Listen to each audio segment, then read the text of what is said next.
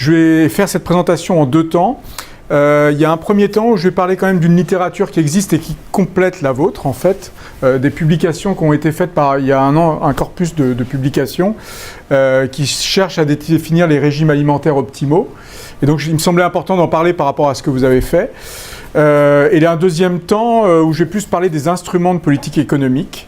Parce que la grande question, c'est pas tellement donc il y a les scénarios que vous avez définis, mais c'est comment on pourrait essayer d'y arriver de manière concrète. C'est quand même une très grosse question, puisqu'il y a des filières, il y a des modes d'organisation. Il me semble aussi qu'on pourrait parler de l'irréversibilité. Donc il y a, dans le bassin parisien, en Beauce, en Picardie, réintroduire la polyculture élevage, ça me paraît quand même assez délicat, donc on essaiera de parler de ces choses-là. Donc l'idée, c'était vraiment de continuer un échange d'idées par rapport à ce que vous avez présenté, puis d'introduire une discussion. Alors moi, je travaille sur les politiques publiques, je parlerai assez peu de mes travaux aujourd'hui, mais il y a tous mes travaux qui sont sur mon site web. Donc je suis à l'UMR d'économie publique KINRA, AgroParisTech. Alors donc l'idée, c'est, disons, la grande difficulté, c'est essayer de prendre en compte à la fois l'agriculture, l'environnement et la nutrition dans les politiques publiques. Et on peut se demander si c'est pas une mission impossible, tellement les filières sont complexes, tellement parfois les objectifs aussi sont contradictoires. Vous pouvez avoir une politique agricole qui ne correspond pas forcément à une politique environnementale et qui peut être éloignée aussi de la politique de nutrition ou de santé publique. Donc il y a quand même une grosse question et il y a une certaine difficulté à définir ces politiques. Je vais revenir dessus. Alors, il y a beaucoup de littérature, de gens qui travaillent, disons à l'INRA, ailleurs, au CNRS, à l'INSERM, sur l'amélioration des menus et qui complètent exactement ce que vous avez dit. Il me semble que vous situez plus dans un aspect agronomique aussi. Certaines fois, cet aspect agronomique est plus effacé, mais disons que ça complète très très bien ce qui a été présenté. Alors je vais vraiment essayer de présenter 2-3 grandes contributions. L'idée, c'est que on part d'un menu actuel. Enfin, on a des données, par exemple, un cas qui viennent de l'ANSES on est capable de suivre à peu près les menus, les habitudes de consommation des Français. Et l'idée, c'est qu'on part d'un menu actuel, donc une diète, et on essaye de voir l'impact sur la nutrition, sur l'environnement d'un changement de ce menu. Donc l'idée, c'est qu'on regarde si on change ce menu. Donc vous avez parlé d'un menu demi-tarien. Alors il y a les menus flexitariens, végétariens, véganes, etc. Il y a toute une diversité de menus. L'idée, c'est de regarder quel serait l'impact sur la santé, sur l'environnement et aussi sur le coût du panier, puisque c'est quand même quelque chose qui est très important. Alors j'ai pris quelques exemples. Alors il y a une étude très récente du WWF, vous pouvez aller sur le site, j'ai pris ça sur le site web. Donc ils en ont fait une en 2017, ils en ont refait en 2018. Et l'idée, c'est qu'ils essayent de regarder les changements par rapport à une assiette actuelle ou un panier actuel. Qu'est-ce que ça ferait si on passait à un menu flexitarien ? Alors évidemment, il y a des gros débats pour savoir exactement ce qu'est le menu flexitarien, etc. Mais en gros, l'idée, c'est que vous avez une série de détails par poste de consommation. Et l'idée, c'est qu'il y a une baisse de la viande, notamment de la viande rouge. Ils ont plutôt une stabilité des consommations de produits laitiers, donc c'est dans le menu qu'ils définissent. Et après, il y a une baisse des plats transformés, c'est très important. Donc ça, il y a une grosse réflexion sur ce poste de dépense. Et l'idée, c'est qu'en contrepartie, vous avez une augmentation de la consommation de fruits et légumes, une augmentation de la consommation de noix et aussi une augmentation de la consommation de légumineuses. Donc ça correspond on peut toujours discuter de tel type de menu en fonction du type de données.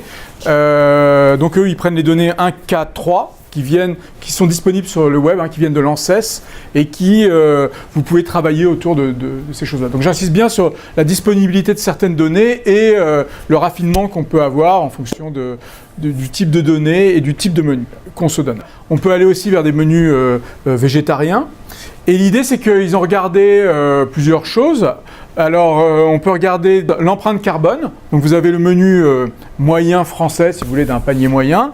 Vous avez le menu flexitarien en orange et le menu végétarien en vert. Et l'idée, c'est que vous regardez d'abord l'impact sur l'empreinte carbone du panier ou, disons, des assiettes moyennes. Donc l'idée, c'est que vous avez une baisse importante de l'empreinte carbone de ces menus. L'idée, c'est que comme vous réduisez la viande, et notamment les viandes rouges, eh bien, vous avez évidemment un fort effet de l'empreinte carbone. Ils ont aussi regardé en fait l'impact sur le budget. Ça, c'est plus intéressant. Je reviendrai là-dessus. Ça, c'est plus une question d'économiste. Et l'idée, c'est qu'ils prennent un panier moyen d'une famille moyenne française et ils regardent quel est l'impact sur le budget. Et donc, vous voyez que vous avez notamment le passage du menu actuel au menu flexitarien. Vous avez une baisse significative quand même du coût du panier, ce qui est quand même pas négligeable. Et aussi, ils ont regardé, dernier aspect, la nutrition. Donc, ils ont fait une espèce de Nutri-Score reconstitué. Alors, on pourrait parler longtemps disons, du Nutri-Score. Là, ils comptent aussi les fruits et légumes. Ils mettent des notes, etc. Et en fait, l'idée, c'est qu'avec des nutritionnistes, l'idée, c'est que vous passez d'un menu qui serait classé C à un menu qui serait classé, un panier qui serait classé A. Si vous suivez ce menu flexitarien, et A si vous suivez ce menu végétarien. D'accord ? Donc, il y a vraiment cette idée de regarder à la fois l'environnement, le coût économique et la nutrition. Alors, on peut faire des tonnes de raffinement, y compris ce que vous avez dit, la complémentarité céréales, légumineuses pour les menus, pour les protéines, etc. Regardez, on peut aller assez loin dans les raffinements. D'accord ? Donc ça, c'est un premier type d'étude. Je vous invite à aller le voir sur le site web du WWF. Après, il y a aussi tout un ensemble de travaux qui sont faits à l'INRA, notamment par Nicole Darmon. Et cette fois-ci, c'est un peu la même idée, mais ils essayent d'être beaucoup plus prudents dans le fait qu'il y a aussi l'aspect plaisir. Donc hédonique quand on mange, et ils essayent cette fois-ci, ils disent pas c'est flexitarien, végétarien, etc. Ils minimisent un peu ils essayent de trouver de minimiser l'écart entre ce qu'il faudrait faire et ce qu'on fait actuellement. D'accord, donc voilà. Et en fait, ils retrouvent, donc c'est des publications, il y a tout un corpus de publications que vous trouvez sur le web. Et en fait, ce qui montre, c'est que, en prenant différents types de personnes, etc., on retrouve un peu les mêmes choses. C'est la baisse de l'alimentation sucrée et transformée, une diminution de la viande et une augmentation des fruits et légumes et des légumineuses qu'ils mettent dans les starchy foods. Enfin, c'est une catégorie un peu différente. Ils montrent aussi qu'il y a une baisse de coûts qui est un peu moins forte que ce que montre le WWF, mais on peut calculer le coût d'un panier et regarder, et il y aurait un impact à changer les pratiques alimentaires. Donc en fait, ce qui est intéressant dans ces contributions, c'est qu'il n'y a pas de changement radical, mais il suffit de substituer un peu des produits animaux et d'augmenter un petit peu des produits végétaux, et on améliore son assiette à la fois d'un point de vue environnemental et d'un point de vue nutrition. Alors il y a aussi, je voudrais signaler pour terminer cet aspect un peu de revue de littérature qui complète ce qui a été présenté, il y a des travaux très importants qui sont sortis il y a un mois, en janvier 2019, et The Lancet, la célèbre revue médicale britannique, a publié toute une série d'articles, donc un article très important, dont je vous indique ici, le 16 janvier 2019, où il y a une étude très très importante qui essaye de combiner alimentation, agriculture, agronomie, et puis environnement et alimentation. Et donc dans cette revue, il y a des médecins, des écologues, des économistes, etc. Ils essayent de définir des menus optimaux. Et là, on retrouve, je vous invite vraiment à aller le voir, hein, c'est très très complet. Et là, ça répond à une des questions par région.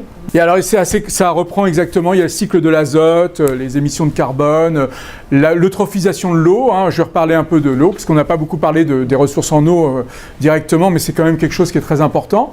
Et on retrouve à peu près la même chose. Donc là, ils définissent par région. Ce qu'il faudrait faire de manière optimale, etc., etc. C'est assez transparent, ils expliquent. Il y a aussi des économistes qui ont travaillé sur ces questions. Et évidemment, on retrouve, vous voyez, vous avez ce qu'il faudrait faire en 100, et puis vous avez là où on en est par région, donc en Europe, etc. Donc évidemment, on a la viande rouge, il y a certains végétaux qu'on pourrait réduire, et puis de l'autre côté, il y a tout ce qui est les fruits et légumes, les légumineuses, et les graines complètes et les noix. Et ça, il faudrait plutôt l'augmenter. D'accord ? Tout ce qui est à gauche de la ligne, c'est ce qu'il faudrait augmenter, et à droite, c'est ce qu'il faudrait diminuer. Alors après, ça dépend exactement ce qu'on met dans les modèles, jusqu'où on va dans le détail. Par exemple, ils ne prennent pas en compte les pesticides dans cette étude, ils le disent très clairement parce que c'est assez compliqué. Je trouve qu'il y a une chose qui n'est pas assez abordée, c'est la résistance aux antibiotiques. Si on diminue la viande, à mon avis, et qu'on en mange de manière raisonnable, entre guillemets, on peut avoir un gros effet sur la consommation d'antibiotiques par l'élevage et contribuer à, sans doute, une baisse de la résistance aux antibiotiques. En tout cas, les élevages que vous préconisez, il y aurait très peu d'antibiotiques ou d'antiparasitaires. Ça, c'est quand même un élément qui est assez peu souligné, dont on a du mal à mesurer les effets économiques, mais il y a le fait d'avoir des élevages moins intensifs conduirait à une baisse sans doute ou un usage plus raisonné des antibiotiques. Donc voilà, ça c'est le. Donc voilà, il y a des tas d'études, hein, je ne vais pas en citer. Là, il y avait beaucoup de choses qui avaient été faites sur les menus flexitariens, méditerranéens, végétariens, véganes, sur les gaz à effet de serre et sur différents polluants, aussi dans le Lancet en 2015. Donc vous avez une littérature très très importante qui commence à étudier vraiment de manière très très rigoureuse la réduction de viande, l'augmentation de fruits et légumes, etc. Alors souvent, pour caractériser cette littérature, c'est souvent des menus, on dit, ben voilà, maintenant qu'est-ce qui se passe si tout le monde passe au menu méditerranéen, où tout le monde devient flexitarien, où tout le monde devient végétarien ou vegan. Et c'est toujours un tout petit peu quand même théorique. Ça reste quand même, donc on sait très bien, on voit les effets en nutrition, en santé, en environnement, mais la grande question c'est comment peut-on y arriver? Ça c'est quand même la grosse question, et comment y arriver? Quelle politique mettre en place, etc. Donc on a vu tous les échanges internationaux, il y a aussi d'autres effets dont je vais parler pour introduire la discussion. Alors il me semble que, bon, je vais parler de, comme on n'a qu'un temps restreint, je vais quand même parler de trois difficultés. Il me semble qu'il y a la difficulté de quand même la complexité de certains enjeux, puisque ça, je vais revenir avec un exemple. Il y a la question de l'organisation des filières, ça a été plus ou moins abordé dans la première présentation, etc. Donc ça, je vais en parler. Donc c'est lié au commerce, mais c'est pas seulement lié au commerce. Et je vais aussi parler quand même de la complexité des choix réglementaires. Qu'est-ce qu'on fait comme réglementation si on est le ministre de la Santé, si on est le ministre de l'Environnement ou si on est le ministre de l'Agriculture ou si on fusionne ces trois ministères? Je ne sais pas. Alors, je vais juste parler quand même de la complexité des enjeux quand on raisonne en termes de politique publique. Et je vais prendre un exemple un peu virtuel.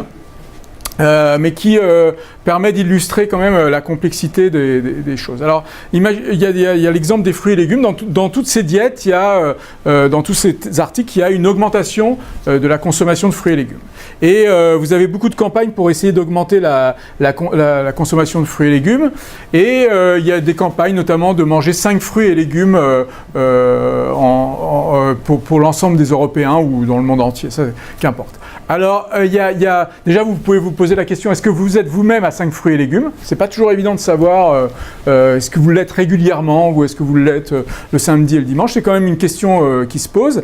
Et après, il y a quand même des impacts indirects qui font que ce grand objectif de politique publique bon, c'est démontré que ceux qui mangent beaucoup de fruits et légumes ont une meilleure santé, une espérance de vie plus longue, mais il y a sans doute certains effets qui sont sous-estimés. Alors juste pour faire un peu de politique, c'est un scénario extrême, mais voilà ce qui pourrait se passer. Si vous imaginez que tous les Européens passent à 5 fruits et légumes, ou voire plus, vous auriez une hausse de la demande très très forte.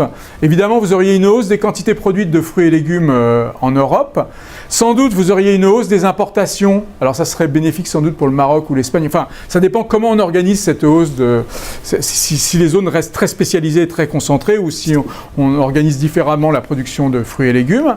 Sans doute, on aurait une hausse de l'usage des pesticides dans certains types d'exploitation fruitière et légumière. Ça c'est un phénomène qui semble vérifié. Et aussi de l'utilisation de l'eau, par exemple au Maroc et en Espagne. Donc ça, c'est quand même un énorme problème. S'il y a une gigantesque accroissement de la production de fruits et légumes, il y a des effets très nets sans doute sur les pesticides et l'eau utilisée. Et sans doute, on aurait un problème de biodiversité dans certaines régions, puisque dans les régions qui sont déjà très très productrices, on voit qu'il y a une baisse notamment des pollinisateurs des abeilles et une très forte augmentation des pesticides. Et donc à terme, ça pourrait entraîner une diminution très très forte des pollinisateurs et contribuer à, in fine, une baisse ou une stagnation de la production des fruits et légumes. D'accord? Donc, en fait, on a des effets assez compliqués. Et notamment, vous avez une publication qui est dans le Lancet par ses auteurs, qui s'inquiètent beaucoup des effets de la baisse des pollinisateurs, donc toutes les abeilles en gros, sur la santé, puisque ça pourrait conduire in fine à une diminution de la production de fruits et légumes. Donc l'idée, c'est que vous partez d'une augmentation de la demande de fruits et légumes au niveau européen et mondial, vous intensifiez la production de fruits et légumes de manière drastique dans certaines régions, et en retour, par les pesticides, etc., vous avez une baisse progressive des pollinisateurs qui, in fine, conduit à une baisse ou une stagnation de la production de fruits et légumes. Donc, il y a des inquiétudes comme ça un peu, où on a des objectifs de santé publique qui, de fil en aiguille, fragilisent les écosystèmes et la production, par exemple, de fruits et légumes. Donc je vous invite à regarder ces articles, qui sont très très bien faits. Il y a des analyses à la fois de santé publique et économique, agronomique, etc. Alors voilà, par exemple, un autre effet, ça pourrait être l'artificialisation des sols. Donc ça, c'est en Espagne, à Almeria, et vous avez des serres partout, vous voyez. Et donc, si vous augmentez encore plus la production de fruits et légumes, c'est pas du tout dans la perspective que vous avez annoncée, hein, mais imaginons que ça, voilà, eh bien, on aurait encore plus de serres et des problèmes d'eau, etc. Il y a déjà beaucoup de problèmes d'eau en Espagne. En Maroc, il y a des problèmes aussi beaucoup d'eau et de salinisation des sols. Enfin, il y a tout un ensemble de problèmes agronomiques qui peuvent se produire. Donc j'insiste bien sur les difficultés de la complexité des enchaînements. Alors en fait, ça pose des problèmes si on veut définir des politiques publiques cohérentes. Si on veut augmenter la consommation de certains produits, ça veut dire quel modèle et aussi quelle politique. Sans doute, il faudrait qu'il n'y ait pas trop de concentration de production de fruits et légumes pour aussi maintenir des questions de biodiversité. Ça pose des questions d'organisation entre politique de santé publique et politique environnementale. Alors il y a aussi des grosses questions, on peut multiplier les exemples, j'ai fait plusieurs travaux sur la crevette que vous mangez dans les restaurants, etc. Et en fait, on s'est rendu compte qu'il y a une très forte intensification des productions de crevettes. Donc l'idée, c'est que vous détruisez les zones avec des mangroves et puis vous faites des bassins qui sont eux-mêmes très concentrés parce qu'il y a une demande gigantesque de crevettes. Et donc, il y a beaucoup de crevettes dans les bassins. Donc, pour que ça aille bien avec les questions de salmonelle, etc., on met des antiparasitaires et des antibiotiques. Et à la fin, on se retrouve avec des productions, des résidus d'antibiotiques et des problèmes environnementaux et de santé publique. Donc voilà, c'est toujours... donc il y a l'exemple de l'avocat que vous connaissez, etc. Donc c'est toujours quand même... il faut bien garder en tête la complexité des ajustements. Alors je voudrais aussi parler 2 minutes de l'organisation des filières. On a des agricultures, on a aussi des industries agroalimentaires, on a aussi des supermarchés qui sont quand même très importants dans les choses, et évidemment des consommateurs. Et bon, j'avais beaucoup travaillé il y a plusieurs fois sur la question de qui paye les améliorations, qui paye les certifications, etc. Donc ça, il y a tout un... Je ne vais pas en parler, mais gardez en tête qu'il y a des articles qui réfléchissent à ça. Je voudrais juste aussi réfléchir aussi quand vous indiquez des pistes de réflexion. Quand vous payez un prix de 100, eh bien, gardez en tête que les agriculteurs, ils reçoivent assez peu. Hein. Donc, il y a toute l'industrie agroalimentaire et il y a aussi les supermarchés qui supportent un très grand nombre de coûts et qui capturent aussi une grande part de la valeur ajoutée. Donc, il faut bien aussi garder, quand on fait une politique de transition alimentaire, aussi garder en tête qu'il y a une très forte urbanisation dans le monde entier. Donc un des grands événements, c'est l'urbanisation de la Chine, et que ça pousse tout de suite à la consommation, au développement de supermarchés, qui sont des acteurs quand même incontournables dans la transition alimentaire, puisqu'ils capturent une grande part de la valeur ajoutée. Alors aussi, si on veut réintroduire des légumineuses, qui a un projet quand même qui sort de plus en plus. Je suis dans un projet avec l'INRA, un projet européen divers impact, qui essaye d'étudier la réintroduction des légumineuses, lentilles, pois, févroles. Eh bien, il est crucial d'organiser des filières. On a parlé à beaucoup d'agriculteurs, on a beaucoup de questionnaires, etc. Ils n'arrêtent pas de dire, moi, c'est bien gentil, les févroles, la luzerne, les lentilles, etc., ou même jusqu'au soja, qui peut être dans certaines rotations avec le maïs, qui apporte aussi de l'azote, eh bien, en fait, de temps en temps, je peux en faire, mais aucune coop ne le prend. Les animaux sont très loin. Comment on fait pour s'organiser, etc., si la coopérative ne prend pas mes produits? D'accord ? Donc là, il faut mettre en place des filières et penser les débouchés pour les agriculteurs. Et j'ai juste un exemple d'un label que sans doute vous connaissez, qui est le label Bleu Blanc Cœur et qui utilise du lin, qui est un très bon précédent culturel pour les cultures. Alors évidemment, il y a la question de quelle réglementation. Donc ça, je travaille beaucoup dessus. J'ai tout un ensemble de travaux sur ces questions. Voilà, je vais passer des choses. Je voudrais insister sur... Il y a 3 grands types d'outils qui peuvent être utilisés pour changer les pratiques, vraiment de manière très forte. On peut taxer et subventionner, donc je vais le présenter très rapidement. On peut aussi imposer des labels obligatoires et aussi imposer des normes. Donc il y a tout un ensemble de politiques. Alors évidemment, la taxation, l'idée c'est qu'on peut taxer les produits dangereux ou peu vertueux et subventionner les produits, disons, qui seraient bénéfiques pour la santé, etc. Il y a tout un ensemble de limites liées à ces instruments. Je vais juste vous montrer donc, ce qui sort récemment par un économiste qui est assez dynamique en 2018. Et il a regardé comment il faudrait taxer la viande. Et on voit que, bon, il y a la différence entre viande transformée et viande rouge, mais il taxe à des niveaux vraiment assez élevés, notamment en Allemagne. Il a des taxations par pays dépendant des élasticités des pratiques alimentaires. Et ils ont une matrice aussi épidémiologique de l'impact de la viande sur les maladies cardiaques et sur certains types de cancers. Donc ça, c'est la polémique qu'il y a eu il y a 3 ans avec l'OMS. Évidemment, le problème... c'est que je ne suis pas sûr que ces taxes, vu ce qui s'est passé avec les gilets jaunes, si en plus on taxe la viande, je ne suis pas sûr que ça remporterait ça serait vraiment extrêmement populaire. Donc il faut bien garder cet aspect d'économie politique en tête. Alors il y a d'autres types d'instruments qu'on peut utiliser, notamment les labels, enfin donc obligatoires, etc. Alors moi j'étais dans les commissions aussi sur le Nutri-Score. Je ne sais pas, vous voyez tous ce que c'est. Et évidemment, c'est une question qui est très sensible. Notamment, une des très grosses critiques qu'on peut apporter au Nutri-Score, qui a été décidée en 2017 par le ministère de la Santé, c'est qu'il n'est pas obligatoire. Donc en fait, seuls les produits qui sont verts ou bien classés vont signaler. Et tous ceux qui sont rouges, enfin vous voyez dans la lettre Nutri-Score, eh bien ne mettent pas ce label. Alors il y a aussi un autre problème avec les labels, c'est vraiment la prolifération des labels. Donc il y a ce genre de labels que vous connaissez, il y en a d'autres. Hein. Alors si je vous interroge sur chacun de ces labels, est-ce que vous les connaissez tous ? Est-ce qu'ils sont vraiment crédibles, etc., etc. Donc ça, c'est une grande question aussi. Et puis il y a un troisième type d'instrument, ce sont tous les standards. Donc sur la qualité de l'eau, sur les émissions, sur les résidus d'azote, sur les pesticides, etc. Qui sont des outils qu'on peut utiliser aussi pour provoquer cette transition alimentaire. Alors évidemment, là, il y a des tas de questions qui ont été étudiées par les économistes. Est-ce que entre les États, il n'y a pas des différences d'un standard à l'autre ? Et aussi, il y a cette grande question qui est assez délicate pour les gouvernements. En fait, c'est le fait que quand vous mettez des standards, pour changer les choses, vous allez pénaliser sans doute les plus petits agriculteurs. Et donc ça, c'est un peu... il me semble que le modèle que vous avez cherché à développer, c'est plutôt des exploitations assez petites. Hein, c'est pas des exploitations massives. Et vous répondrez après.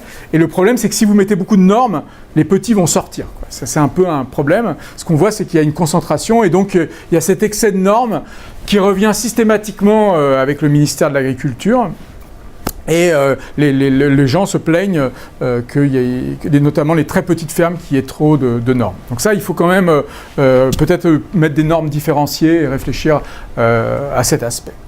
Alors en fait, ce qu'on voit, enfin ce qu'on montre, il y a plein de travaux, y compris les miens, on montre qu'il n'y a pas vraiment de panacée. L'idée, c'est de combiner les différents instruments pour essayer de limiter leur distorsion et que souvent, on doit aussi étudier cas par cas. Donc, c'est-à-dire en fonction des élasticités des demandes, de la perception des consommateurs, si on fait un standard, une taxe ou un label, et regarder un peu les choses. Alors moi, j'ai quand même, pour ces grandes questions de transition alimentaire, en fait, moi, j'ai quand même l'idée qu'il faut quand même le consommateur serait vraiment à la base de ces changements, parce que sinon, c'est compliqué, etc., toujours à mettre en place. Et dans la suite de Nutri-Score, moi je serais pour faire ce que j'appelle un global score, si vous voulez, qui utiliserait toutes les applications, etc., où on pourrait mesurer les paniers essayer de proposer aux personnes des critères individualisés en leur disant, ben voilà, si vous voulez améliorer votre empreinte carbone, essayez de changer ça en fonction de ce qu'ils ont vraiment consommé. Ou si vous voulez améliorer votre nutrition, baisser tel gras ou changer votre rapport d'oméga 3, voilà ce que vous pouvez changer. Donc très individualisé avec des applications un peu du type du site Yuka. Et ce Global Score, il serait au-delà du Nutri-Score, il serait sur des critères agronomiques, des critères environnementaux et des critères nutritionnels pour essayer de faire que les consommateurs vraiment poussent par leur choix vers cette transition. Parce que la taxe, si vous voulez, la taxe et les subventions, je ne suis pas sûr que ça soit vraiment populaire en ce moment, disons en France, pour toutes les raisons qu'on connaît depuis 3-4 mois. Et les normes, il y a toujours cette peur de nombreux producteurs liés aux normes. Donc c'est une idée pour introduire le débat. Voilà, donc en fait, il faut bien regarder qu'il y a une difficulté pour avoir une politique globale et cohérente, et je trouve que c'est pas seulement dire des politiques, c'est la façon dont on parle aujourd'hui. C'est important aussi qu'on échange, comme vous l'avez fait, ce que vous proposez, parce que je suis pas sûr aussi que les consommateurs aient vraiment conscience de toutes ces choses de polyculture élevage, de bio, etc. Donc voilà ce que je voulais dire.